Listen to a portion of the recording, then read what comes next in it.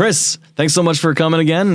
We are here in episode 2 of our podcast, and we are talking, first episode, we were talking about the mitochondria and energy and how it works from a scientific flow.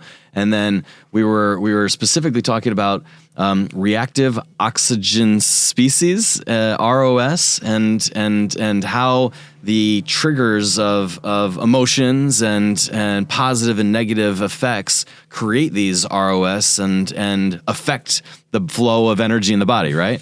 So picking up from there, we're gonna go into our what's next? What are we talking about next? Yeah, so to give a slight recap for our listeners, ROS being the reactive oxygen species, and essentially that is the mitochondria's response to who we are being in the moment. So they're listening to our thoughts, our words, and our actions. And so last time we kind of explained the different mechanisms in which the mitochondria worked from a cellular biology perspective. And now we're kind of going into more practical tips that we can use every day that our listeners can apply. And so I think it's important to remember that the ROS is, it can be good or bad. And so when we have a slight amount of stress, right, and when we proactively choose that stress, and this can be things like exercise, fasting, cold plungings, we're getting ready to stress our bodies in a way, and we call this hormetic stress. And this stress is actually going to be good for our body. We're in a state adapted to the stress that we're putting on our body, and we have the ability to recover from it. Now, where the ROS gets bad is oftentimes we are chronically, day after day, stressing our bodies, and it can even be something like shallow breathing, poor posture, chronically bad diets. All of these things, while they don't necessarily hurt us as much in the short term, all of these things start to add up day after day after day, and they start to wear on us, and our mitochondria just get slightly weaker each and every day. So that's kind of a recap of the ROS. And I always liken it to like a fire.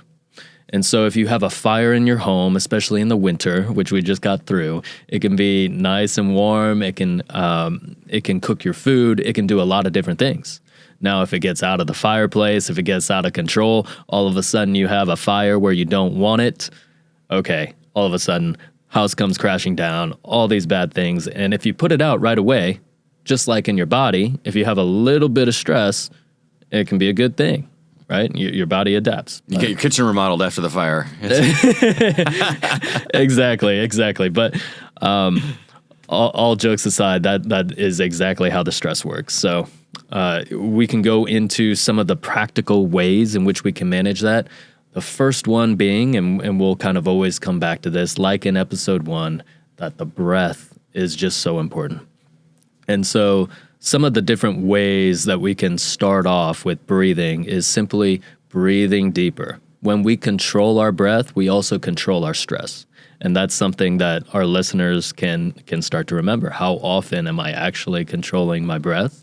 And many of us will find out we're unconsciously holding our breath, we're breathing shallowly, we're not using our diaphragm when we're breathing fully. There's no control. Maybe our pace, maybe our inhales and exhales aren't balanced. So there's so many things that can go wrong. And that being said, when we use our breath in a good way, it's actually going to be the most beneficial, the fastest. 5 minutes of good breathing, even a few deep breaths can completely change how stressed you are. That's super interesting. And so then I wonder if you can't go into a little bit of the science just on that. So just what is that trigger in what is that trigger inside of your body when you take a few deep breaths? Well, when we take the deep breaths, we're basically allowing our mitochondria, which was chronically looking for energy, right? And when we chronically don't have enough energy, right, we will call that stress, for example. And we're just allowing our mitochondria to rest and repair a little bit, to actually go into helping the body into, okay, what are the good adaptations that I can make? And you're basically, it's like if you hold your arm out with a weight for 10 minutes, you just want a slight little break, right? And that's what these deep breaths are going to do. They're just going to give us a chance to, okay, I'm going to reset. Okay, now I can go another 10 minutes, right? Maybe I just needed a 1 or 2 minute break. And that's kind of the exact same process that's going in with our mitochondria. They're working so hard all the time, they're stressed out, and they just need a little bit of a break. I mean, they're very, very adaptive, but we also have to give them the chance. So then I don't want to push too hard on this one, but is there a chemical signal or is there a signal from the breath? Or like, tell me why the breath actually does reset the ROS or the mitochondria, gives the mitochondria that reset. What does that do?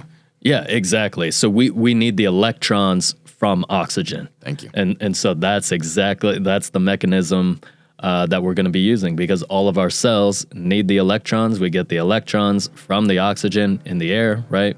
And we create energy with it, and then we also exhale the CO2, the carbon dioxide. And so that's just the way that our body's cycle is going to work. That's the way our mitochondria needs. It's the most important input.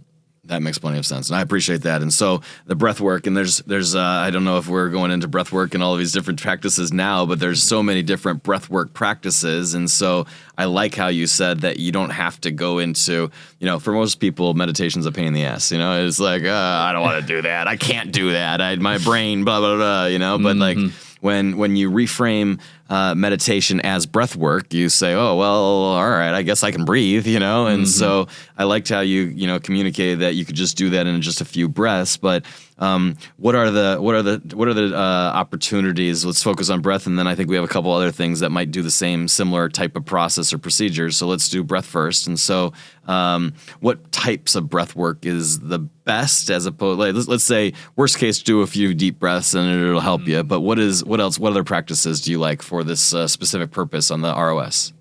Yeah, so there's many things that we can do. So if we can get into the state of deep breathing and just have that be our natural default, like that is the best. However, as we both know, so often throughout the day, we're going to go unconscious of our breath. And so when we remember, bringing ourselves back to deep nasal breathing can be great. But as far as some other methods, right, we can do a meditation with breath work, right? Box breathing is a very common and very effective, used all throughout the world. And box breathing, let's go deeper. I know box breathing, but tell us more about box breathing. So box breathing is essentially you are going to inhale for a certain count. Let's call it 4 seconds. Okay. And then you are going to hold your breath for 4 seconds. And then you are going to exhale for 4 seconds, and then holding at the bottom for 4 seconds. And so you start to time up your breath. You start to give your body a consistent and rhythmic energy versus when we are sporadic, when we are inhaling too quickly, too slowly, when we are exhaling less. We start to create a discoherence within our heart, within our lungs, within our brain. And when we give it the consistent energy that is consistent with box breathing, right, and air being our most consistent energy source, we can start to see just how powerful that's going to be for the mitochondria. We can start to see how powerful it instantaneously shifts our body and our mind. I love that.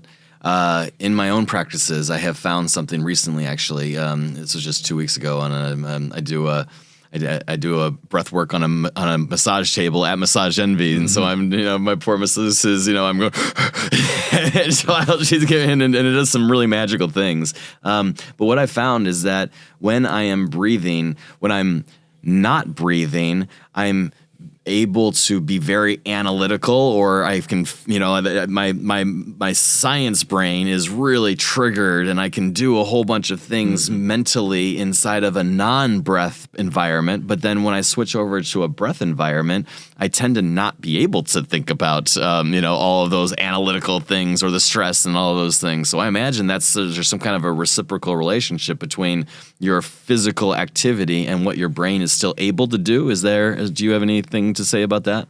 Yeah, absolutely. If we want to put ourselves in a hyper-aware state, and we can use that, let's say we are in fight or flight, right? We are in a fight, we're running from a bear. These might be extreme scenarios, but you're going to want to be breathing heavily, and you want to be getting as much oxygen in as possible because you're in that state of hyper-arousal, in which stress can be a good thing. Now, where we fall short is maybe we're just sitting at our desk. We had 2 cups of coffee, our adrenal system and our body is needing this oxygen, and it's craving this oxygen, and we are just completely unaware of our breath. We're not in a calm state, even though our environment is telling us, hey, this should be fairly safe. Sitting down in an office, this should be a great time to repair the body, and instead of having that time to repair our body, we're actually stressing it out even further. And then our body just never gets a chance to rest. And so you're absolutely right. There is that inverse relationship. When we want to be in that hyper-aroused state, we can also start to hyperventilate, right? We could use that to our advantage as well. And that's actually part of the Wim Hof method, is we temporarily hyperventilate ourselves, and that actually stresses our body, and it can be a good thing in short doses, small doses. Yeah, that's an interesting thought. And I'm sure in future episodes we'll talk about some of the spiritual connections that you can tap into with breathwork. But I've had some amazing experiences. So outside of, I always have to communicate with employees in future speak. Nah, that's too future speak, And so when we're talking about ROS and, stacking the problem, and I was actually talking to a guy, my good friend's dad. He was carrying 2 lawn chairs to watch a soccer game, and going from his house to the soccer field, which is, maybe 100 yards. He had to stop and sit down on the lawn chairs that he was carrying because he couldn't do it. And so he described to me, he's 75, 78 years old, and he described to me, hey, listen, when you're your age, I did not do what you're currently doing, which is, not allowing poor habits to stack so that I can, maintain my body as long as I possibly can, and be healthy at 80 years old. Tony Robbins says that a 40-year-old could live to 140 with, some of the scientific techniques and strategies that we are now aware of. And so just watching my friend's dad not be able to make it to the soccer field and have to sit down in the middle gives me indication that these things are critical, yeah? They're absolutely critical. And I like what you said here. We have the capabilities to be the healthiest humans that we've ever been. But unfortunately, our baseline is also dropping lower and lower as well. So it's kind of this paradox in which we have access to many different things, but we're also losing the connection to our breath, to our hydration, to these things that might be readily accessible and free to us, and we don't know necessarily how to use them. And so that's an absolutely critical example. When we don't use something, we definitely use it. So then, it's what I'd like to communicate then is that in future speak, this is good for you, and you will help your body and live longer, live healthier, have more energy if you do some of these practices. But even in immediate speak, when I get out of that Massage Envy breathwork session that I do, it's a deep tissue massage with all of my breathwork, and so when I get out of there, I feel like I can take over the world. I mean, I'm happy. There's just so many positive things pumping through my body where I can go into my next meeting and people look at me and like, how much caffeine have you had? None. I'm feeling really great. I don't necessarily explain every time that I was just on a Massage Envy table doing, 60 minutes of high intensity breath work, but that is what I'm doing. And so, breath work is an amazing thing, both for the long-term effects and then even that short-term, like the buzz, the high that you get from the breath work is real and it feels great. Yes. And I think that brings up an excellent point, is that anytime our mitochondria are always listening to the now moment. So when we do something that is beneficial for our mitochondria, it's also beneficial for the mind and the body in that exact moment. And that's actually what creates the long-term effects, is we're just stacking great moments, coherent moments over and over and over again. And our mitochondria then sends that signal to our DNA. It says, okay, let's maybe adjust this protein. We're in a safe environment. We can start to repair different proteins. We can start to activate different parts of our genome that are going to be healthier, more coherent with our lives. And if we're living in chronic stress, it tells our DNA, like, hey, we're not ready for this situation. We're just barely surviving. We got to send all of our energy just to put out the fires. I love the breath work, and breath work is a part of it, and we're going to go into a couple other things that are related to breath work that also help the mitochondria or give it that positive opportunity to not be negative, I guess. But let's talk about, you mentioned coherence in relation to breathwork. And so why don't you go deeper into what coherence is? And then I got this cool tool for the audience that has helped me a lot. Yeah. So coherence is basically when, so we mentioned that the mitochondria, they're basically these quantum listening devices. And so coherence is just going to be, how do we communicate that information across our heart? Are you hearing that feedback? Do you hear that? Yeah, I can hear it from out here, but Is that? Oh, okay. it should be fine for you guys. It should be fine? Yeah. Okay, okay, all right. Do you want to go back into Let's coherence? go back. Yeah. Okay, so that's exciting. So the breathwork is an easy, at-home, it doesn't have to take a whole lot of mental energy to breathe, but there's techniques so that you can breathe better, do it better than your, just a traditional, a few deep breaths. But then you mentioned something that I find particularly interesting with the research that I've done, coherence. So why don't you go a little bit deeper into what coherence is and how coherence and breath allow each other to operate together? And then I've got this nifty gadget that we'll show to the audience. Yeah, absolutely. So the essence of it is our mitochondria are those quantum listening devices that we mentioned in episode 1. Well, they're located in each and every one of our organs. So our brain is going to have mitochondria, our heart is going to have mitochondria. And so, for example, if we use those two, when we have consistent energy across our body, it allows our organs to actually, in essence, talk to each other. So all of a sudden, our thoughts, our feelings, our actions, our words, everything can start to be aligned. And when everything starts to be aligned, we create that pinpoint, that laser energy that we were talking about, in which our whole lives can change. And that's going to be directly reflected in our DNA and our ability to change and our energy output in our mitochondria. And so when we're in coherence, everything's moving smoothly, energy is moving throughout the body, things are talking, and we're starting to be more of who we want to be.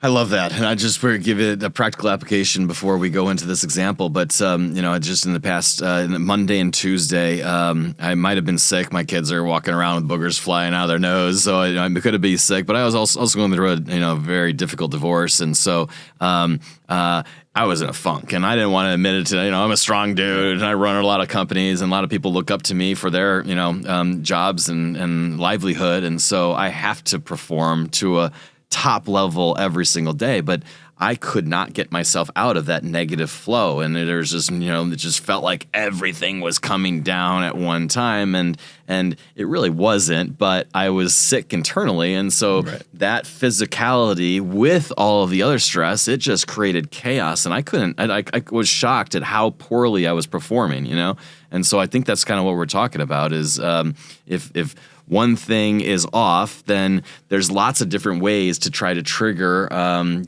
putting yourself back on track, right? Right. So coherence and breathwork is one of those things, and we'll talk about more of these things, but I'll just explain this one. There's a guy named Dr. Joe Dispenza, and he spends a lot of time, his famous story. Everyone's kind of got a cool story especially in that realm where his entire body was shattered by a car accident, and he was, paralyzed from I don't know how deeply he was paralyzed, but he was paralyzed, and he studied all the body systems and understood that where he was broken, and he focused his attention on bringing energy into those areas and just believing that his body was going to heal those areas, right? And so that's slightly different than what coherence is, but to pivot into this, he promotes this gadget where you turn this thing on, and I won't actually do the full thing, but you turn this thing on and it starts blinking, and you attach this to your ear, and this is reading your heart rate, right? And your heart rate variability is what you're trying to tamper with, right? And you're trying to make your heart rate variability in a stressful environment. You're gonna go you're gonna have a different a variable heart rate, and the variable heart rate is not ideal. So let's go into what coherence is as it relates to the HeartMath tool. You guys can find this is a HeartMath Institute, I believe, and there's an app called Inner Balance that marries itself with this, and so you can watch the inner balance graph, and you can see that you're in coherence or out of coherence. So let's go deeper into what that is. Yeah, so what Dustin's referring to is essentially heart rate variability is the timing in between your heartbeats. So our heartbeats naturally have a little bit of timing, a little bit of difference in between each heartbeat. And what we want is a nice rhythmic graph between the two. And so difference between the heartbeats can be a great thing, but we want it in a rhythmic way versus like what Dustin was saying, if you have an erratic graph with a lot of jagged edges and sharp declines and accelerations, it's not going to be as good for the body, and you're creating an energetic field. Well, energy moves in waves. We want it to move just like the waves. And so when we have that jaggedness in our body, well, our body isn't able to get into a rhythm. And when our heart's not in rhythm, our thyroid's going to be out of rhythm, our brain's going to be out of rhythm. It affects the rest of our body.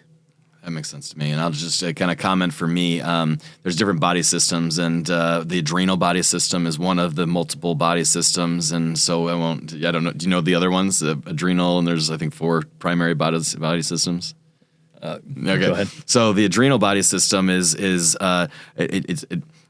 designated by round face, collecting fat around the tire tube, kind of area. And so another thing related to that is that oftentimes that body system is pushing more cortisol than many other people's body systems. And so I felt internally, personally, that I was constantly in a fight or flight mode, overly reactive, and then I go into this heart rate monitor and as jagged as they could possibly be. And then, but then you compare that to other people, and other people can get on this thing and say, oh, okay, they're just naturally in that flow. And that's the type, we talked about that on the first episode, that when people are in coherence, you can feel the energy, you can feel that they are at peace with themselves, which allows you to feel more at peace, right? And so that opportunity to get out of that fight or flight mode with the breath, right? The opportunity to use coherence to exude, positive energy and bring other people to a positive level is huge, yeah?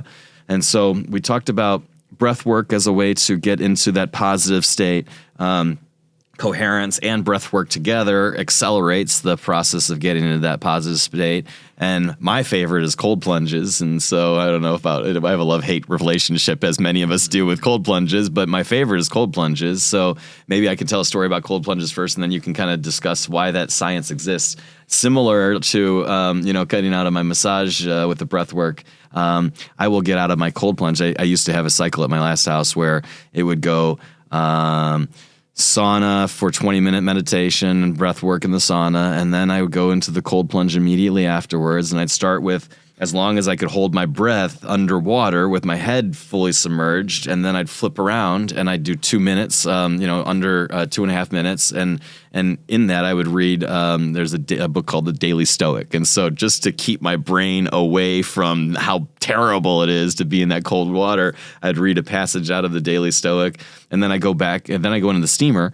and warm up and get my full, expand and contract the cells, right? Mm-hmm. And then I'd go back in the cold plunge, and I'd reverse the cycle where I'd go here, and then the last 30 seconds I would put my head underwater, and then I'd go back into a cold shower with a steamer. And so that cycle, I get out of that, and I feel like a new man every single time. And so let's go into what that does from a science perspective. Why do I feel like a new man? And even new man is almost isn't exaggerated enough, or isn't enough of the truth, because I'll come out and I'll just have more energy. I'm just on fire, And again, when I'll go on not a podcast, but like a Zoom meeting, Google Meets, whatever, and then I'll meet with my team, and they're like, Dustin, what is going on?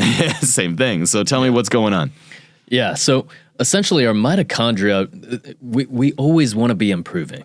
And so they're just listening to the now. They're not necessarily listening to who you were previously and who you are going to be in the future. And so if we can start to put ourselves in the average person's shoes, and that they're just always in a chronic state of stress. And so the body is naturally not going to want to do cold plunges, hard workouts, deep breath work, meditation, all of these things that are going to stress our body even more, right? And that's part of the reason why we have these love-hate relationships, because our body is already stressed out. It's saying, I don't want to be stressed any more than what we already are. And this is where kind of our mentality comes in, and we know that it's going to be beneficial for us. And we know that. And so that is where we're able to put a strategic amount of stress. And then our body starts to increase its stress capacity. It says, okay, well, this was good. And then as soon as we get out of that stress, right, you get out of the cold plunge, you feel amazing. That first sip of water after the sauna is going to feel so hydrating. We start to appreciate and actually get more energy from some of these more routine tasks because we're not in that straight state of extreme stress that maybe we were in a cold plunge or in the bottom of a heavy squat. And now just standing feels great, right? Our blood's rushing throughout our body. We have a bunch of nutrients, and our thoughts are now calm because all of our thoughts needed to go to the stress. And that naturally puts us in a state of coherence. And so that's one way of where we put our body under so much stress. Our mind and body naturally have to sync to deal with the stress. And now all of a sudden afterwards, we start to feel great. And meditation is kind of where we go so deep into the mind that the body is forced to comply as well. And so if we're able to get deep enough into the body, deep enough into the mind, we can kind of force the coherence in a way simply by being as present as we can be. I love that. And I like that you brought up exercise as part of that because, you know, that a lot of people, the breathwork, cold plunge, never, you know. And so if you're in a difficult situation, doing 20 push-ups will also do the same thing, right? Is that fair? And any type of pulling yourself out. I liked how you framed that if you're thinking about negative things, all of your energy has to go into those thinking about negative things. So if you can just figure out a way to reset that, then you can stop thinking about negative things and your body chooses or will naturally flow into more positive things to consider, right? Exactly. So we feel good when we're improving. We feel good when we're kind of on an upward trajectory, and we feel poorly when we're on a downward trajectory. Now, oftentimes the downward trajectory is so slow and drawn out, it just feels bad. But sometimes if we bring ourselves into that downward state, we go into the push-ups, we go into the squats, the breath work, whatever it might be, whatever method we want to use, and we temporarily bring ourselves into that lower state, all of a sudden we're slingshotting back up, we're into an elevating state. And even just the small act of improvement is what can set an entire mood in the right direction because we're constantly listening to the now. So if it was slightly better than it was before, all of a sudden our stress tolerance skyrockets. And where it gets worse is when we just don't know how far we're going to drop in the spiral. I don't know what's coming next. Our mind starts to predict. Our mind starts to see a huge fall coming in front of us because it starts to extrapolate this pattern. And so we can kind of play mind tricks in a positive way with push-ups, squats, exercise, breath work, and kind of trick it into, okay, well, we're starting to feel better than we were 2 minutes ago when we were in the cold plunge or the deep set of squats. I had a mentor, and it's just kind of other ways to help trigger these things. I had a mentor that every once in a while he would just close his eyes and just start breathing. And, you know, I didn't ever realize what that was, but, you know, he's a beautiful soul, you know, and taught yoga to prisoners and, you know, travels around the world, genius, all these things. And so he would just close his eyes and spend a couple minutes. You know, I didn't know that he was breathing that, but that's definitely what he was doing. And so, you know, I want to encourage everybody that there's so many different paths to be able to create that pivot in mentally, physically, you know, mind, body, soul is what we're here talking about, right? Mm-hmm. So you can do it in the mind. Meditation in the brain, go and read, you know, learn something that excites you, and soul, read the Bible, you know, meditation, spiritual work, anything that you want. Yeah, a couple other ones here that I think are important to mention, right, is fasting, right? You mentioned through the mind and through the body, well, also through the gut.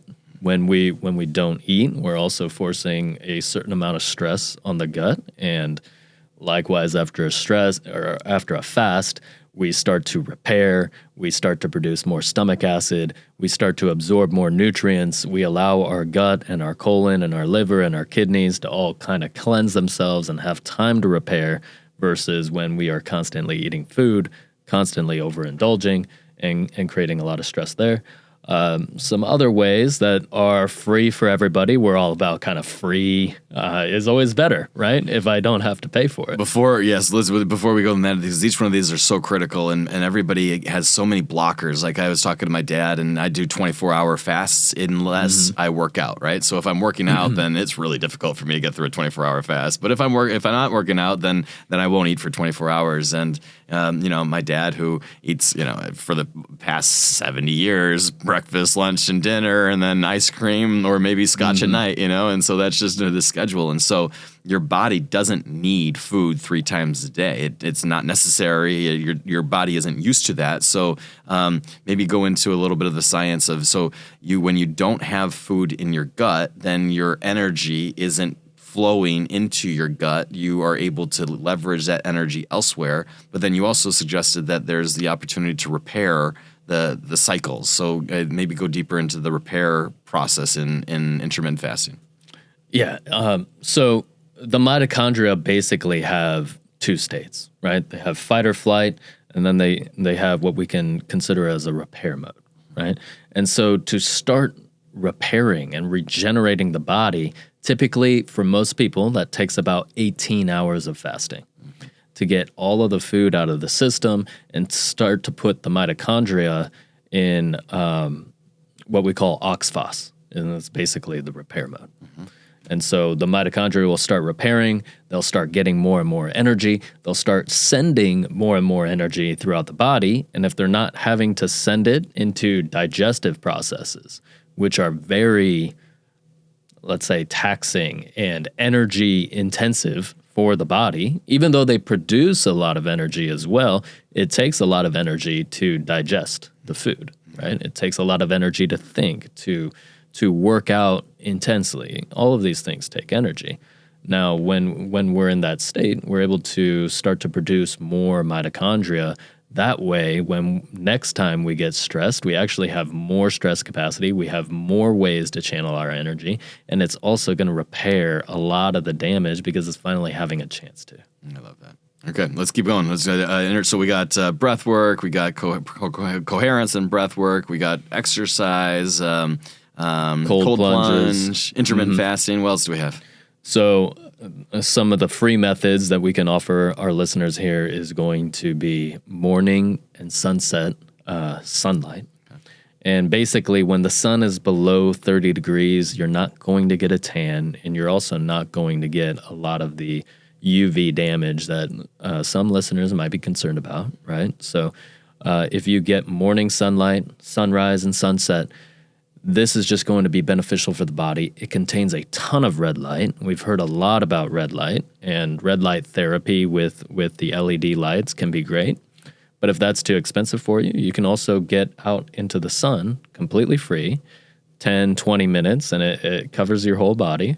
And that is so beneficial for the mitochondria. You're essentially sending free energy into the body. So when we're in a low energy state, we're stressed out, we don't have enough energy to deal with the environment that we've put ourselves in. Well, we can start to do deep breathing. We can start to get out in the sunlight. And at the same time, our last method here is going to be grounding, which is essentially going to complete a circuit within your body with the earth. So the earth has a bunch of alkaline earth metals in it, things like magnesium and calcium. Our body is naturally going to just discharge some of that charge into the earth, and we're essentially completing an electrical circuit. And if you have excess stress that you need to get rid of, well, you can literally send it into the earth. I love that.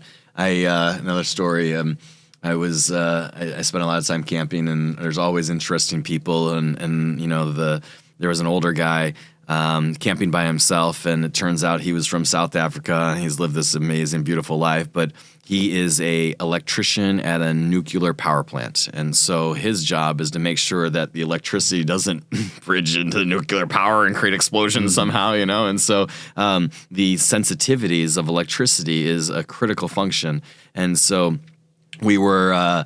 This is the hot springs in Arizona in his Strawberry area, and so we're walking underneath these power lines, which is oftentimes how they create the trails because they had to blaze the trail for the power line in the first place to get to the places. So we're walking underneath the power line, and he would go by and he'd touch a metal pole every so often, and being a naturally curious person, what are you doing? He's like, well, I'm grounding myself, and so he was suggesting that the energy from the overhead power lines is creating this charge inside of your body, and that creates stress in and of itself. And so him touching a grounded metal pole allows him to get rid of that energy without taking off his shoes and touching the earth, right? So that's a similar process, I assume.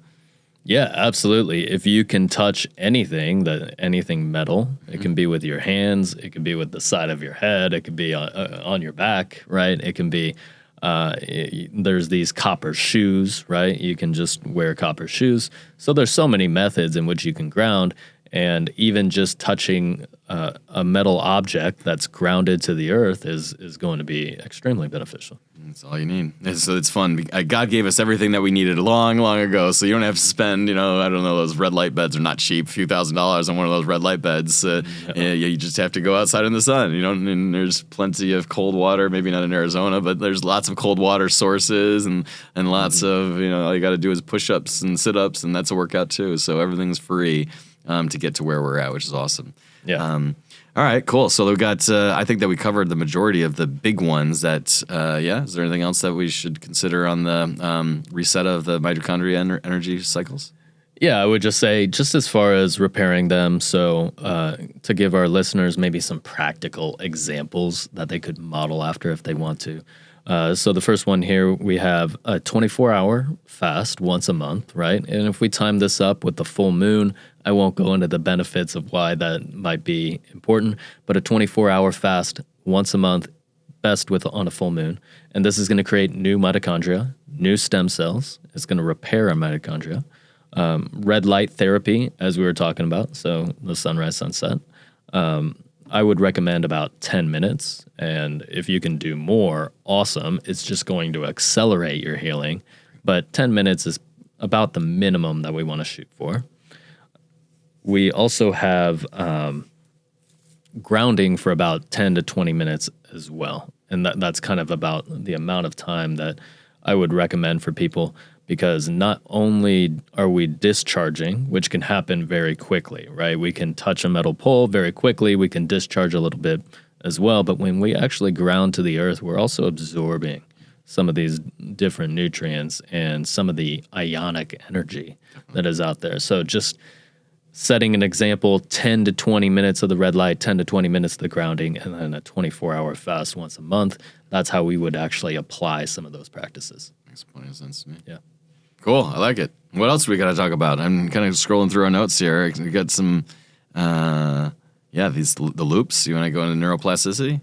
Absolutely. Yeah. So our brain and our neural networks, so it's not just in our brain. We have neural networks throughout our body. But the way that our brain rewires is that it takes time. And I think this is part of what we were getting towards. And when we do something good in the moment, are we going to last the entire day, right? When we get into a bad mood, why doesn't our body just completely crumble, right? So we have some sort of bodily memory. And we can call that our DNA.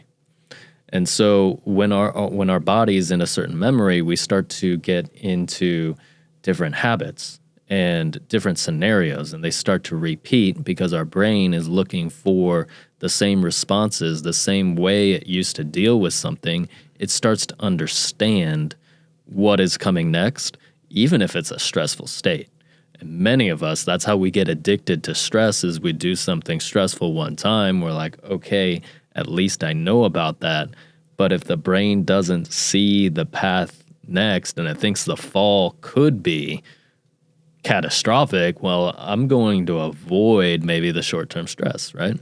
And so it kind of creates us a scenario. We're stuck in these loops. Oftentimes we're addicted to stress. We're addicted to scenarios in which we don't want. So how do we break out of that? And so the first part is we need to understand that we have these triggers. So something happens and we are going to feel a certain emotion. And then typically, based on that emotion, we create some physical response, right? And this can happen in a variety of ways. But then the second part is the brain starts to fire on these pathways again. And those neurons and those pathways, they get stronger and stronger. And so it becomes easier and easier to make the same decision, even if it's a bad one, right? And it's the same way with good habits, right? Then our body has a response.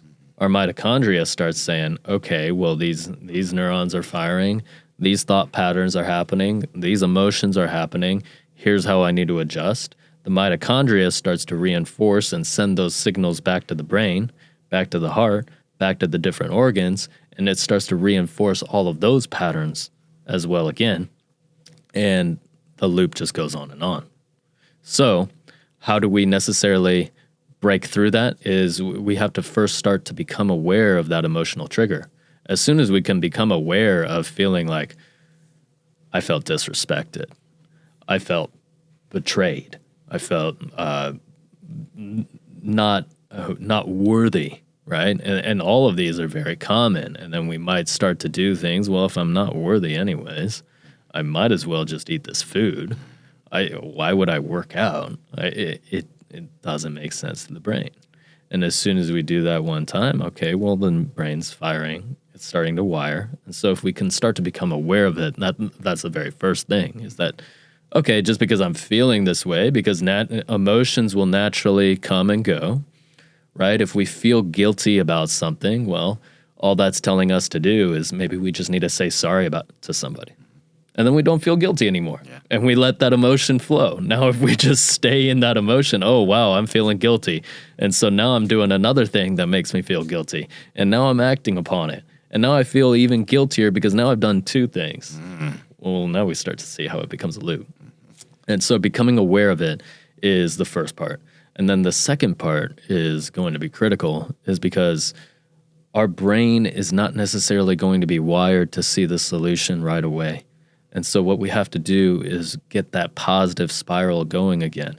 And what I always recommend to people is, if you become aware of emotion that you don't want, that you don't prefer, do anything rooted in a new emotion. And that can be taking a loving breath. It can be saying, okay, I respect my body to maybe sit up a little bit straighter. Maybe I am going to do one push-up. Anything, any action rooted in a new emotion is going to snap you out of that cycle. And it's going to create a new cycle because now you have a new stimulus, a new emotion to work with, and that's going to start to forge a new path. And the example that I have for people is, you can imagine you're in a jungle and your tribe has always had a certain path, but maybe it's not the path you prefer. Maybe they're walking down the path of shame or guilt or fear or some, scarcity, whatever. Lots of lower snakes. emotions. Right, exactly. Like, don't go over there. It's not good. Yep. But maybe that there's a new path that you want, right? Like, I want to feel more love in my life. I want to feel more joy, excitement, whatever it might be, right? We each have our own choices. Well, because our path is already carved out for us, even though it has a lot of snakes, we're like, okay, this is better than going through a new path that might have even more snakes or might have snake. Who knows what it is, but I got to take my machete and start cutting things. I might as well just walk this path that's already been walked. And so as we start to cut down the plants, it just gets easier and easier every time. It's going to be hard the initial time. If we want to feel more love and we're used to feeling guilt, we're not going to feel much love in that first breath. We're not going to feel much love in the push-up. It's almost going to feel why am I even doing this? But as we start to do it more and more, it starts to build up more and more. And we start to ingrain those circuits as well. The first time we do a guilty action, we don't feel much guilt. We maybe feel a little bit, right? And so if we can get a strong positive response, we can rewire it quickly. But even just noticing a small positive change, a small change in throughout your world, right? And that's why we take some action. All of a sudden, our brain can start to create this compounding effect. And the more that we do it, it just builds up over and over again. And we're actually going to become more capable of feeling love, more capable of feeling excitement, more capable of being energetic, like you were mentioning earlier, Dustin. That makes so much sense. And so, again, in practice, there's all kinds. Everybody has something that they can be grateful for, even if it's that you're, alive at the very moment in time. Even if you're dying of cancer, you can be grateful for being alive at the moment in time, or grateful for what you've done in order to produce children that will take yourself on to the next, generation to generation. So there's always something to be grateful about. And so, naming off 3 things when you're in that negative cycle, and there's all kinds of ways to try to re-trigger that. So I appreciate that you're describing those, just the simplest things of saying, okay, change your thought. If you can change your thought into that one push-up, or if you can change your thought into the most loving memory that you have of your children or your spouse or whatever that might be, or a cuddly moment with your parents long ago, all of those things will put you into that state nearly immediately, as long as you can do that a couple times, and you can do that more often. And I can tell you with my personal experience, I went from a very negative, lots and lots of stress in my daily life, and into making sure, and then going into meditation and doing all of these different practices that I currently do. And I am a completely different person than I was, 6 years ago. I walk around with a smile on my face, and, I think I mentioned I'm going through a complicated divorce. And so that thing doesn't even touch me. Sometimes it does. Sometimes I get a little stressed out, but I'll do my push-ups and my whatever else it is. And so just the natural order of who I am now, as opposed to 5 years ago, I am able to get into that positive state so much faster than when I would get into my funks a while ago. Yeah. Right. And if we stay practicing that, if we stay walking the path of gratitude, well, the path of gratitude isn't going to have the plants. It's not going to get overrun. It's going to be easier to return to it when we need to, versus when we're first carving that out, or we haven't practiced gratitude in a long time. And so that's where, if we're able to root that in our everyday practices, if we're always able to return, because we got to forgive ourselves. We're always going to get off the path. It's just how often, how quickly, and how strongly we can return back to the path.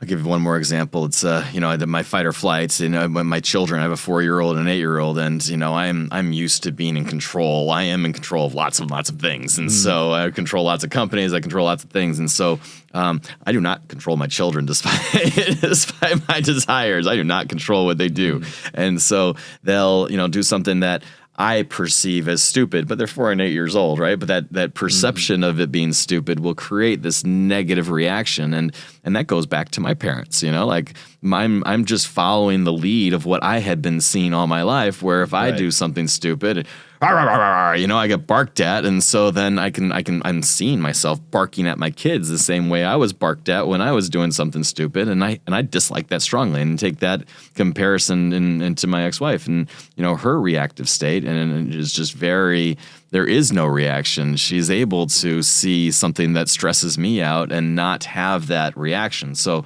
as I kind of see the difference between how she communicated with my children in those stressful moments and how I communicated with my children, I know what the right path is, and I'm not on the right path. So for those triggers, I know that the fight or flight mechanism is so fast and the reaction is so fast, it's very difficult to create the bridge to get from this fight or flight to something that isn't so reactionary. So is there any, in the moment, that very second, when you feel that trigger come on, what would you do in that situation?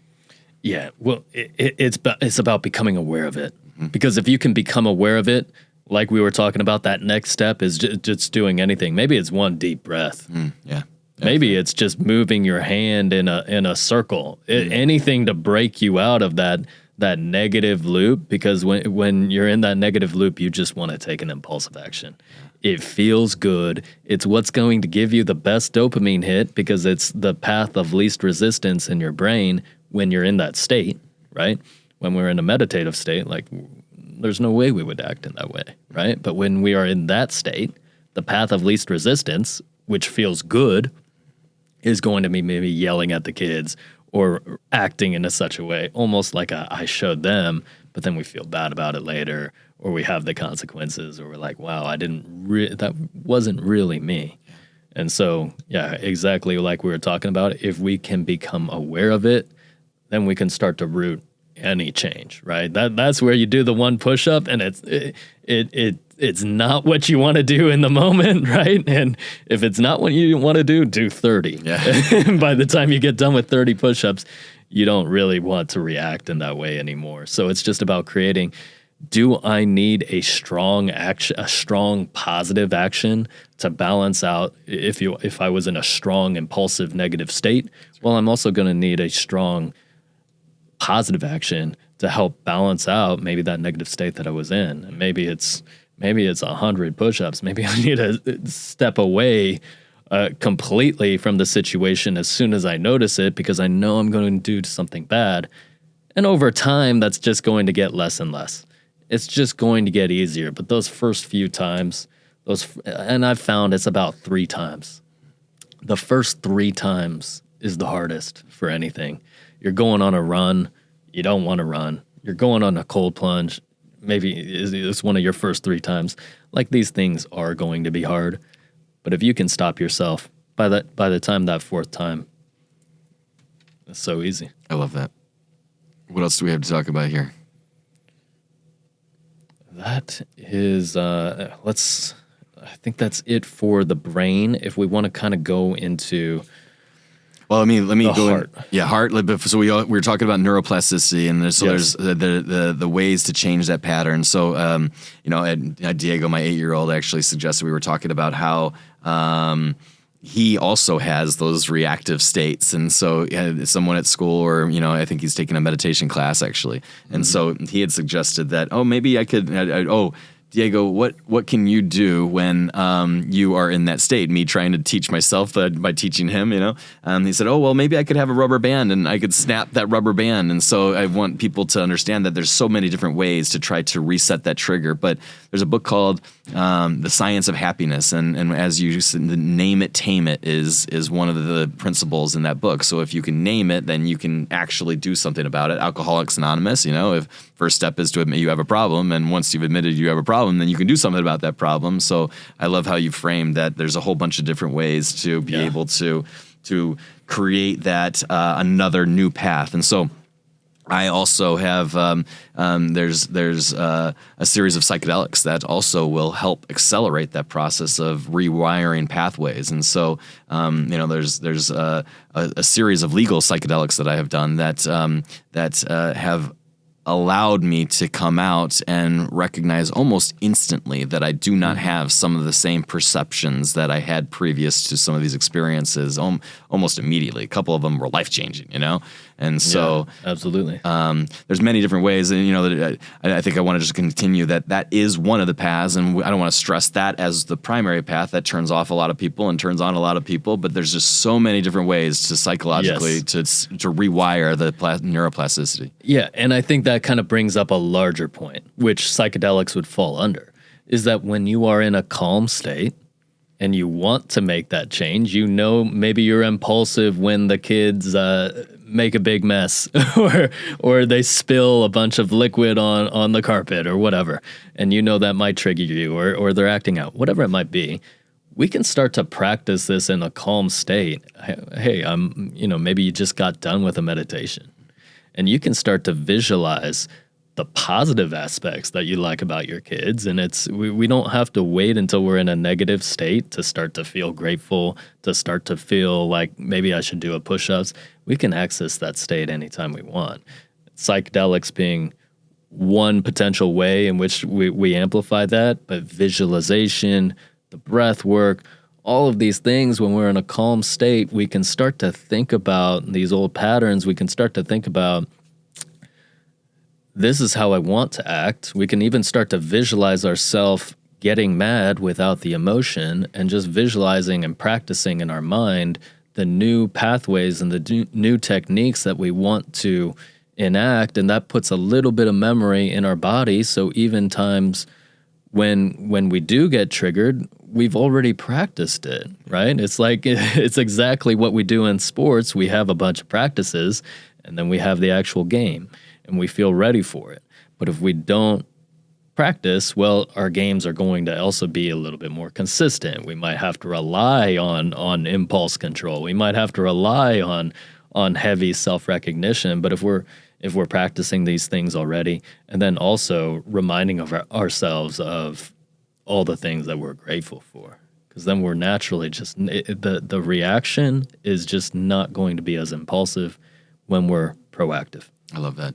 And my ex-wife used to have a practice, maybe she still does, but I tried to implement it, and when I'm driving, I got too many things going on in my brain because I'm usually going to the next thing. But when she's driving at the stoplights, she practices whenever the light is red, she'll go through and do a series of grateful, what am I grateful for? And so it's another just super simple thing that you can do at home for free, you know, and just you're at a stoplight and you start thinking about all the positive things. And so I love the fact that you don't wait until you're in that negative state in order to try to change that negative state, that you can get to yourself to that point where the negative states become reduced faster, accelerated reduction by practicing gratitude. I love that. Right. It's kind of like the person that waits until they're hungry to eat, and well, they're always going to be overeating. Yeah. But if we eat proactively, maybe you eat an hour or 2 hours earlier than you wanted to eat, and maybe you proactively use smaller portions, well, all of a sudden it's much easier to stick to maybe the diet that you wanted to stick to, because we're proactively taking care of the problems. Love that. So the heart's role, I think that's the final thing that we want to talk about. Tell me more about the heart's role in this. Yeah, so the heart, we can think about it as producing a magnetic signature on all of our cells. And so that heart rate variability that we were talking about, this is basically going to create a way to communicate with the rest of our cells. We're creating this magnetic field, and that has so many benefits throughout our body. We can talk about the coherence. It optimizes brain function. There's emotional balance, and Atkinson and Tomasino had a very interesting study on this. But as far as that, it's just going to be correlated with our best intentions. And we can always say, follow your heart. And I heard that so much. Listen to your heart, follow your heart. And I never knew what that meant as a kid. But when we actually place attention on our heart, when we feel our heart, when we start to breathe into our heart, the cascade is incredible on the body. We start to get elevated emotions. Our breath starts to become more coherent.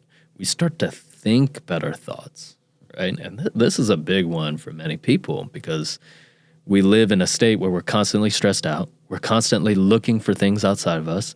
We're overstimulated in every sense, from eyesight to sounds to the smells, the air that we're breathing, the touch we have. Our bodies are drained. And so just reminding ourselves that the heart can help lead the way, and we can start to allow our heart to guide us into those emotions, because it's going to be very powerful. Even the act of putting our hands on our heart in an impulsive time or in a meditative state, it just allows us to take stronger and more coherent actions with who we actually are. And we're amplifying that energetic magnetic field that's actually all around us.